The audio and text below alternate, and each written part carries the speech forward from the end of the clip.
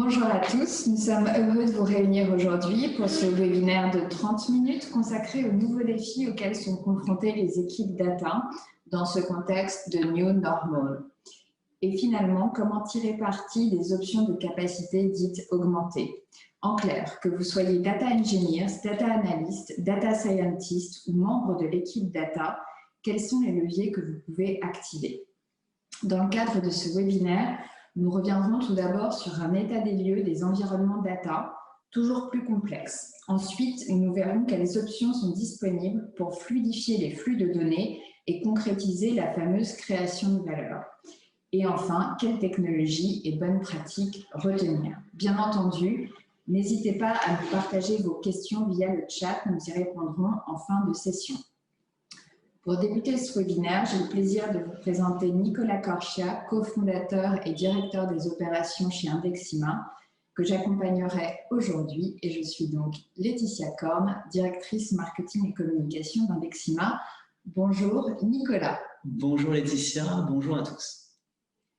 C'est parti. Donc, le premier constat que nous pouvons faire, c'est effectivement celui des environnements data qui deviennent de plus en plus complexes. Le premier niveau de complexité est lié à la multiplication des sources de données qui a pour effet direct de complexifier les flux de données. Alimenter la chaîne BI pour répondre aux enjeux des stratégies data-driven est une vraie gymnastique entre sources internes, sources externes et les applications métiers cloud. On parle en moyenne de 400 sources de données multiformats utilisées dans une entreprise pour les opérations de BI et d'analytique. Le second niveau de complexité est, lui, issu de la diversification des technologies de stockage.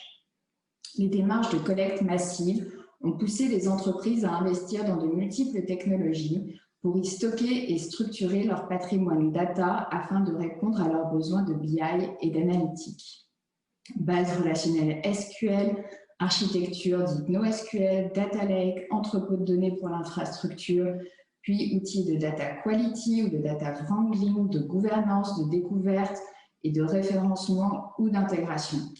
Et évidemment, les options de déploiement dans le cloud ou pas. Pour 45% des spécialistes data, l'accumulation des sources et la complexité des systèmes est vue comme le frein principal au projet de BI.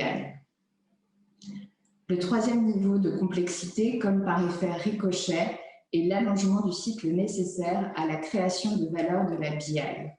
Autrement dit, les équipes data passent plus de temps à effectuer des tâches de collecte, d'intégration et de nettoyage de données qu'à les analyser, leurs fonctions premières, pour les rendre entre guillemets comestibles par les utilisateurs. 40% des équipes data déclarent passer plus de la moitié de leur temps à essayer d'accélérer et préparer la donnée. Si la complexification des environnements data est un enjeu plus que saillant, il n'est pas le seul. Nicolas, peux-tu nous partager les autres éléments de cette complexification? Effectivement, merci Laetitia pour ce premier scope de la complexification. Et en fait, à cela, à la complexité technique inhérente à la data, s'ajoute celle de son environnement humain. Tout d'abord, parlons de la pression de la vitesse. On dit en anglais « Your business is only as fast as your data ». En fait, ce que ça veut dire, c'est que votre business, notre business, ne sera jamais plus rapide que notre donnée, que la vitesse de notre donnée. Et en fait, pour le dire autrement, les métiers ont besoin d'accéder aux bonnes données avec la bonne finesse, et cela en un temps record. Ben, vous savez quoi? Tu sais quoi, Laetitia? Ben, nos métiers sont de plus en plus exigeants et de moins en moins satisfaits. À cette pression de la vitesse s'ajoute la pression du poids du résultat. Dans un monde qui se veut de plus en plus self-service, de plus en plus libre service, la complexité augmente, notamment afin de contenir au mieux les mauvaises interprétations de données. Ensuite, Laetitia, j'ai envie de te partager et de vous partager à tous ce que je pense de la démultiplication des fonctions qui s'entremêlent dans l'entreprise. Data engineers et analystes se retrouvent confrontés à une extension naturelle de leurs fonctions vers celle du super médiatique data scientist. Alors qu'en fait, ils n'ont pas les mêmes fonctions dans l'organisation. En conséquence, ça génère des frictions qui opposent parfois des rôles qui ne sont faits que pour cohabiter au sein de la même équipe. Comme la nature a horreur du vide, l'écosystème de la donnée a entamé des réflexions sur de nouveaux rôles pour combler ces vides. Et en fait, les data modelers, les data translators, les data explorers vont épauler les data scientists, les data engineers, les data analysts, les data stewards et tous les autres data trucs des équipes data. Et je ne t'explique pas le bazar qui arrive sur l'organisationnel. Enfin, parlons de l'arsenal technique nécessaire pour adresser tout cela. Évidemment, l'équipe data doit parler couramment SQL. Ce n'est pas un débat. Mais un data engineer doit aussi bien maîtriser, outre SQL, les bases NoSQL, les environnements Big Data, Hadoop, Hive, MapReduce, Spark, les outils de BI et de visualisation de données utilisés par les métiers, Qlik, Tableau, Microstrat, sans oublier l'indétrônable Excel. Mais ils doivent aussi s'ouvrir à des langages de programmation comme Python, Scala ou R. Et en réel, toute la pression évoquée plus haut pousse les membres de l'équipe data à adopter une démarche individuelle pour parvenir à leur fin. Une étude récente menée par TNM Data et The Digital Analytics Association nous apprend que 70% des professionnels, même s'ils sont déjà en surchauffe, doivent apprendre de nouvelles méthodes de programmation pour imaginer des contournements, rien que pour accéder aux données et les préparer. Donc en résumé, il faut aller plus vite vers la bonne donnée, sans tenir compte des silos organisationnels et en apprenant sans cesse à adapter et à s'adapter aux technos émergentes. Franchement, Laetitia, c'est pas simple tout ça. Effectivement, Nicolas, c'est pas un environnement simple, c'est définitivement un environnement complexe avec une pression au résultat de plus en plus forte. Mais fort de ces constats, il existe des leviers à activer pour que les équipes data et analytics puissent fluidifier les flux de données et donc concrétiser cette fameuse création de valeur. Premier élément, premier levier, le cloud. Il est définitivement un vecteur qui permet une plus grande flexibilité et agilité, notamment dans les cas d'usage analytique, en offrant des possibilités d'accroissement de ressources IT et d'analyse à la demande, de passer l'ensemble de la chaîne des traitements BI à l'échelle et, in fine, d'augmenter les performances des tableaux de bord directement affichés auprès des utilisateurs. Second levier, c'est la fluidification des data pipelines pour garantir la performance aux utilisateurs. La question à se poser finalement, c'est quel temps de réponse sommes-nous prêts à supporter pour voir s'afficher les bonnes données dans les tableaux de bord? Il s'agit d'éviter de bâtir des flux de données complexes et donc bénéficier d'un effet vertueux dans l'exposition des données. En réduisant les étapes qui mènent à cette exposition des données, les équipes data ont la capacité d'agir directement sur les performances. Alors effectivement, ça nous fait déjà deux premiers leviers. Et en fait, à cela, je vais t'en ajouter deux autres, Laetitia. Si on part du principe qu'un des freins majeurs, c'est la programmation manuelle de data pipeline, en réel, en automatisant ces processus via le machine learning et des algorithmes auto-apprenants, l'équipe data fait alors sauter un important verrou, celui de l'indispensable dimensionnement pour absorber le volume des données sans cesse grandissant et toutes les transformations associées. Cette automatisation a aussi pour bénéfice direct de garantir un niveau de qualité des données homogène alors que le volume de données ne cesse que de croître. Mais Laetitia, du coup, tu vas me poser une question derrière. Tu vas me demander une chose, et je sais déjà ce que tu vas me demander. Tu vas me demander si en automatisant, via des algos de machine learning, si en tuant les data marts manuels, est-ce qu'on tue aussi le métier de data ops? En fait, oui, on tue ce métier de data ops, mais au profit d'une augmentation du data engineer. Les équipes data gagnent du temps. Tout le temps qu'elles perdaient avant à chercher la bonne donnée, à simplifier à la main les gros volumes, cette équipe le gagne, le sécurise et peut à nouveau se concentrer à chercher de la valeur dans la donnée, ce qui va apporter beaucoup plus aux entreprises. La donnée devient alors un produit et l'entreprise se dote d'un data product manager pour piloter les développements du produit et arriver à maximiser la valeur apportée aux utilisateurs. Merci beaucoup, Nicolas. Donc, on a effectivement nos 4 leviers. Mais concrètement, la question qui se pose, c'est comment mettre en œuvre cela. Du coup, toi, Nicolas, qui est aujourd'hui en charge des opérations chez Indexima, tu dois bien avoir une idée à nous proposer. Alors, très clairement, Laetitia, moi, pour ces 4 leviers, j'ai des idées à te proposer et c'est fort de mon expérience de manager BI et Big Data aussi que je vais te répondre. Parlons déjà d'une première notion. Tu sais, dans le business, on parle de time to market. En combien de temps on maximise la mise en place d'un produit pour en tirer de la valeur? Eh bien, dans la data, moi, j'aime bien parler de time to data. Quel est le temps nécessaire pour tirer de la valeur d'une donnée? Combien de jours, semaines, mois faut-il pour tirer de la valeur d'une ligne de données? Eh bien, chez Indexima, on fait tout pour réduire ce temps et l'amener au plus proche de 0. Alors, je vais t'expliquer, c'est pas magique. Si on dresse la big picture, dans l'écosystème data, tu as en bas, sur le graphique, là, la donnée. Cette donnée, elle vient de plein de sources différentes. Ce sont des fichiers, ce sont des bases SQL, c'est dans le cloud, c'est on-premise. C'est de la donnée, en fait, des lignes et des colonnes. Et puis, pour naviguer dans cette donnée, en fait, on utilise quoi? Des outils de data analytics. Ils s'appellent Tableau, MicroStrategy, Looker, Power BI, Cognos, Excel, évidemment. Et en fait, Indexima, c'est une brique logicielle qui va se positionner entre les deux, entre les data analytics et les data sources pour simplifier et accélérer tous les calculs et tous les process. Et ça va se faire avec des algorithmes de machine learning, en fait, qui vont, au final, faire ce que faisaient historiquement les meilleurs data engineers que tu avais dans les équipes. Bon, tout ça, c'est bien beau, c'est des slides. En réel, je te propose qu'on partage une démo pour expliquer comment on peut faire effectivement pour aller beaucoup plus vite sur des dashboards. Et concrètement, on va jouer avec de la donnée. Alors, cette donnée, elle est assez simple à comprendre. C'est une donnée open source. Ce sont les trajets de taxi à New York. En fait, cette donnée open source, ce que j'ai fait, c'est que je l'ai déposée sur un cloud data warehouse qui est aujourd'hui le cloud data warehouse probablement le plus rapide du monde et qui s'appelle Snowflake. Ok. D'accord. Et j'ai déposé sur Snowflake, sur ce cloud data warehouse, des milliards de lignes. Alors, ces milliards de lignes sont sur un modèle qui est simple à comprendre aussi.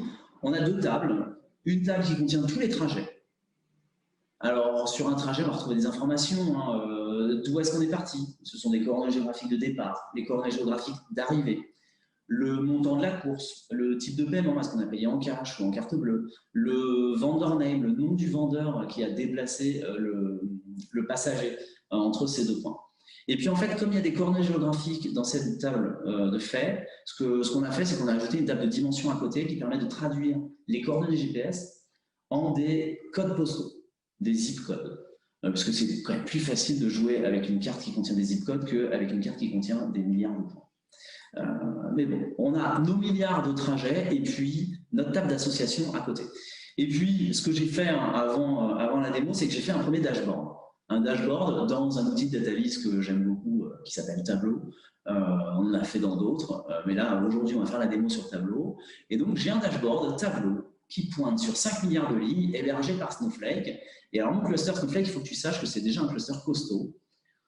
Chez Snowflake, on parle de taille de t-shirt pour évoquer la taille du cluster. Le mien, c'est un double XL.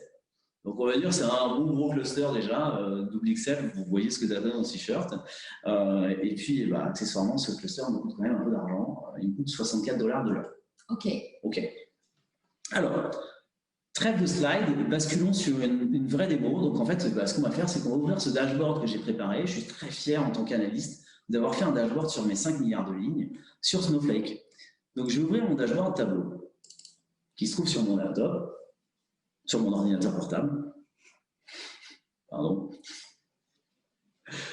Donc, Tableau se lance. Bonjour.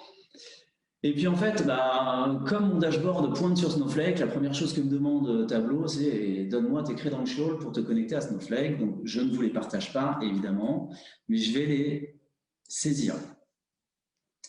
Et puis, ce qui va se passer, c'est qu'en fait, je vais vous montrer comment est construit le modèle de données. Donc là, Tableau est en fait en train de poser une question à Snowflake qui est Snowflake va répondre les données nécessaires pour montrer le premier graphique. Ce graphique avec la répartition des codes postaux sur New York, et puis on peut reconnaître Manhattan pour ceux qui connaissent déjà la ville de New York. Je vais éditer un petit peu cette source pour vous montrer un petit peu à quoi ça ressemble en fait. Je vous ai parlé de deux tables tout à l'heure. Ben voilà, on les retrouve ici. Hein. Donc c'est la table de fait YellowCab 5B, 5 milliards, et puis la table de dimension à côté sur les origines. Okay, donc j'ai construit une vise qui pointe sur ce modèle Snowflake qui est en direct. Alors il y a une spécificité dans le tableau. Ici, vous pouvez voir que je suis connecté en live, donc c'est du direct query, ce qui veut dire que chaque question qui est faite dans le tableau, chaque interaction, va aller chercher de la donnée chez Snowflake. Ouvrons notre application, du coup, une magnifique application qui va vous montrer différentes choses. Alors, on va attendre que cette application s'initialise. 10 secondes, 11 secondes, 12 secondes. Ça arrive, hein, rassurez-vous, les informations arrivent. Mais bon, c'est un peu frustrant quand même, c'est long. Hein. Et c'est bien de ça dont on parle. Hein. C'est ça le quotidien d'un data analyst. C'est j'ouvre un dashboard, et puis puisqu'il y a beaucoup de lignes, il faut que je patiente. Parce que pour faire ces calculs sur 5 milliards de lignes, finalement, même si on est très rapide, et puis 20 secondes, 30 secondes pour répondre à une question sur 5 milliards de lignes, c'est très rapide. Vraiment, en 2020, c'est une vraie prouesse technique. Ça reste relativement frustrant. Alors, qu'est-ce qu'on voit sur ce dashboard? On voit sur la gauche la carte des zip codes, et puis sur la droite des indicateurs. Alors, nos indicateurs sont assez simples à comprendre. Le nombre de trajets, qui est exactement le même que le nombre de lignes, puisqu'en fait, il y a une ligne par trajet dans ma table de fait. Le nombre de passagers qui ont été transités. Le montant moyen des tips. Le montant moyen des pourboires. Et en fait, ça c'est un calcul qui est assez rigolo, parce que pour pouvoir faire le montant moyen de tips sur 5 milliards de lignes, il faut compter, sommer tous les tips des 5 milliards de lignes, et puis diviser ça par le nombre de fois qu'il y a eu un tips. Et donc la moyenne sur la sélection courante, c'est $1. Et puis en bas, on a l'évolution on va dire que c'est comme si c'était une évolution du chiffre d'affaires à travers les années de 2009 à 2014. Bon, mon application est là, et puis comme je fais quand même de la BI interactive, ce qui va être intéressant, c'est de sélectionner par exemple une zone. Donc on va prendre le nord de New York, et puis on va attendre. C'est bien ça le sujet. Et à chacune des interactions que je vais faire dans mon dashboard, au final, tu sais quoi Laetitia, on va devoir attendre entre 15 secondes et 30 secondes que les valeurs se mettent à jour. Donc je pourrais recliquer encore une fois pour qu'on attende encore. Comme j'ai cliqué sur un seul zip code, ça va peut-être aller un petit peu plus vite. Mais tu vois, même quand ça va plus vite, je suis déjà à plus de 10 secondes pour que mon dashboard revienne.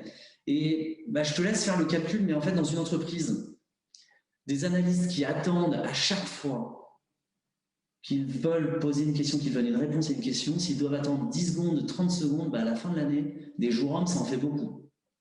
Alors j'ai des solutions, j'ai des options, je pourrais calculer des data marts manuellement, je pourrais faire du processing dans Snowflake, je pourrais élargir mon cluster Snowflake qui coûte $64 pour l'instant, mais est-ce que c'est vraiment raisonnable de dépenser des jours hommes et des jours hommes de data engineering pour réduire le problème, ou de payer 128, 256 $ à chaque heure, donc plusieurs centaines de milliers, plusieurs millions de dollars par an pour répondre à un problème sur 5 milliards de lignes? Je ne crois pas. Et c'est pour ça que Indexima existe, et c'est ce que je vais vous montrer dans la démonstration en fait. Donc là, on a vu tableau on top de Snowflake en connexion directe. Et tu sais quoi, Laetitia, maintenant, je vais glisser Indexima entre tableau et Snowflake. OK. Donc, let's go. Je vais lancer mon cluster. Mon cluster Indexima est déjà lancé et il répond au doux nom de demo.indexima.io. Et puis, dans ce cluster, je vais faire une première chose, c'est dire, je vais connecter mon cluster Indexima à mon cluster Snowflake pour pouvoir déclarer les deux tables qui me servent, en l'occurrence, la table de fait et puis la table de dimension. Donc, on va faire une première action qui est se connecter à Snowflake avec, en fait, exactement les mêmes credentials que ceux que j'avais mis dans le tableau tout à l'heure. Voilà, donc je vais me connecter au warehouse démo sur Snowflake. Et puis là, quand je clique sur Connect dans Indexima, eh bien Indexima communique avec le cluster Snowflake pour lui demander de montrer toutes les tables auxquelles l'utilisateur Indexima NKO a accès. Donc je vais aller chercher les deux tables qui m'intéressent. En l'occurrence, c'était dim origine et puis YellowCab 5B.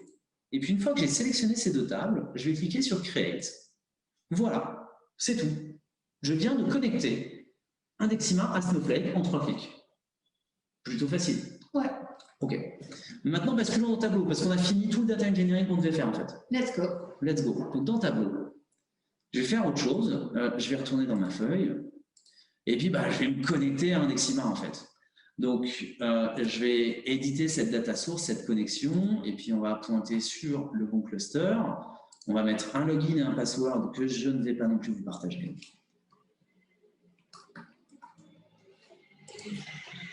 Voilà. Et puis, en fait, dans mon modèle Indexima, tu sais quoi, on va retrouver les mêmes tables. Les tables que je viens de créer, elles sont déjà visibles dans mon modèle. Elles sont là. Voilà. Et puis, j'ai bien ma table 5B et ma table d'IM-Origine avec la même jointure que celle que j'avais tout à l'heure dans Snowflake. Donc, j'ai un modèle équivalent au modèle que j'avais dans Snowflake. Donc là, ça y est, j'ai connecté le tableau à Indexima. OK. Donc, première étape, j'ai connecté Indexima à Snowflake. Et puis maintenant, j'ai connecté Tableau à Indexima. Donc, en fait, je suis en train de positionner Indexima entre Snowflake et Tableau. Il reste une petite étape qui est de dire dans Tableau, remplaçons la source de données Snowflake par la source de données Indexima. Et c'est exactement à ce moment-là que je viens de faire le switch et de dire, hop, ça n'est plus Snowflake qui répond aux questions, c'est Indexima. Donc regardons si la magie agit. J'ai ma carte avec mes zip codes et puis je vais retourner dans l'application. Et là, eh bien j'attends le même temps que tout à l'heure, c'est ça? Oui. Ouais, j'attends vraiment le même temps que tout à l'heure. Alors, on va regarder ce qui se passe en vrai. Dans ma console Indexima, je vais ouvrir une application qui me permet de suivre toutes les requêtes SQL qui passent sur le cluster maintenant. Alors, j'ai filtré que celles qui m'intéressent. Il est 11h22, effectivement, et puis il y a 2 requêtes qui sont passées qui ont duré 16 secondes en fait. Ces 2 requêtes, ce sont les 2 requêtes envoyées par Tableau à l'instant pour montrer la carte et puis les différents indicateurs. Et puis ce que tu peux voir sur cette requête, c'est que en fait, elle est en bleu, voilà, avec un petit bidon bleu. Et en fait, ce bidon nous indique que sur les 16 secondes 325 passées à attendre Indexima, en fait, Indexima attendait lui-même Snowflake. Parce que pour l'instant, tu sais, Laetitia, je n'ai fait que déclarer des choses. Donc, j'ai déclaré des tables dans Indexima qui sont des tables connectées à Snowflake. Et puis, j'ai ouvert un dashboard de Tableau que j'ai fait pointer sur mon cluster Indexima. Et du coup, en fait, Indexima, pour l'instant, sert de simple passe-plat. Donc, à chaque question que Tableau pose à Snowflake, à Indexima, pardon, et en fait, la question est redéléguée à Snowflake. Donc, ce qu'on va faire, c'est qu'on va entraîner le modèle. Et on va utiliser encore avec quelques clics, il ne va pas en falloir beaucoup, mais on va continuer à utiliser cette application qui passe à travers Indexima pour aller chercher des informations chez Snowflake et expliquer au moteur de machine learning quels sont les usages qu'on va faire de la data. OK. D'accord? Donc, je vais faire un dernier clic. 17 secondes. Bon, c'est frustrant. Hein. On vit tous la même frustration quand on travaille sur des grosses données.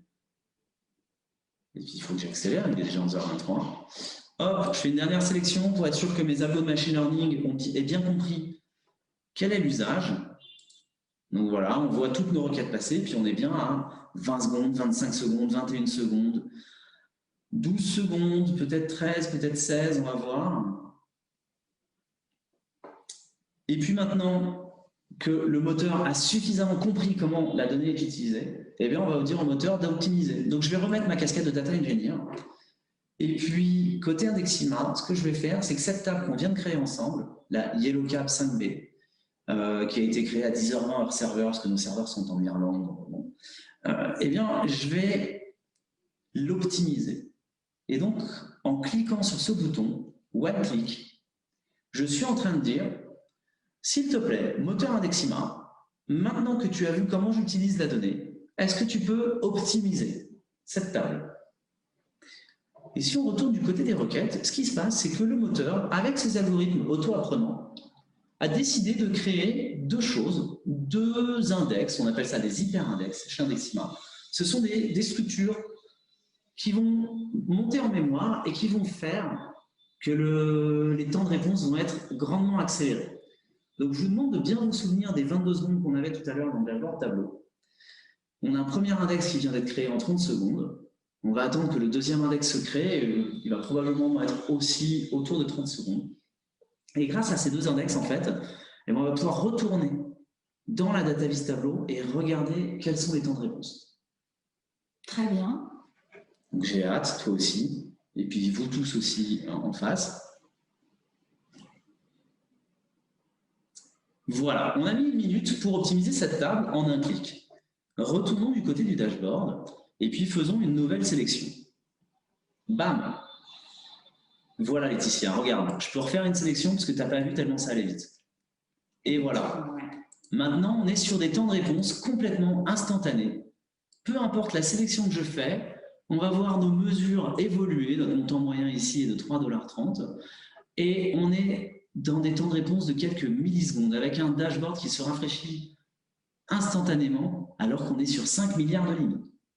Et si on constate les temps serveurs, effectivement, on est à 11 millisecondes, 12 millisecondes, 21 millisecondes sur le même type de requête que tout à l'heure.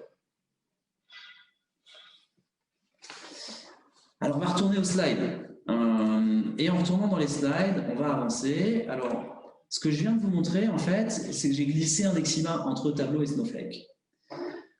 Passons en mode présentation. Voilà, on a mis un Dexima entre Tableau et Snowflake. Donc, dans cette démo, vous avez vu une accélération de Tableau sur Snowflake. En réel, un Dexima est un moteur qui peut répondre à n'importe quel outil de database. Donc, c'est Tableau, c'est Looker, c'est MicroStrategy, c'est ClickView, c'est Cognos, peu importe. Et qui peut indexer non pas uniquement de la donnée Snowflake, mais aussi de la donnée qui vient de partout. De la donnée BigQuery, de la donnée Teradata, SQL Server, des fichiers qui sont dans vos buckets S3, tout type de données. Et le métier d'un Dexima, le rôle de ce moteur, c'est de simplifier, et vous avez vu à quel point il était simple de faire ce data engineering, d'accélérer, vous avez vu à quel point le dashboard est allé vite à la fin, et enfin de réduire les coûts. Parce qu'une chose que je n'ai pas évoquée, Laetitia, mais une fois qu'un Dexima ne fait plus passe-plat entre Tableau et Snowflake, et bien en fait ton cluster Snowflake peut s'éteindre. Et du coup, tu ne le consommes plus. Il est éteint, donc il n'est plus facturé. En résumé, à travers cette démo et dans le cadre de ce webinaire, on a parlé de 4 leviers, 4 pistes d'optimisation pour les équipes data, dont le but est d'assurer la création de valeur à nos entreprises. Le premier axe, souvenez-vous, c'était le cloud. Et bien en fait, cette démonstration qu'on vient de faire, elle s'est déroulée sur un cluster avec 2 nœuds, déployé ce matin même, en quelques clics sur la marketplace Amazon. Et il lui a fallu 15 minutes, en fait, à ce cluster pour se mettre en œuvre. Je considère que le sujet utilisation du cloud et bénéficier de l'agilité du cloud est un sujet clos et qui a été démontré dans cette démo. Ouais. Le deuxième axe, tu parlais tout à l'heure, Laetitia, de simplification du data pipeline pour assurer la perf aux utilisateurs. Bah, dans notre cas, en fait, le data pipeline, on a pris la donnée brute sans transformation et on a obtenu en quelques minutes des dashboards ultra rapides sur des milliards de lignes. Donc, je considère que je t'ai bien démontré qu'effectivement, il était possible de simplifier le data pipeline et de l'accélérer pour avoir de très bonnes perfs aux utilisateurs. Le troisième point, c'est un point que j'ai évoqué moi, qui est l'automatisation des process afin de ne plus perdre de temps à générer ces data pipelines à la main.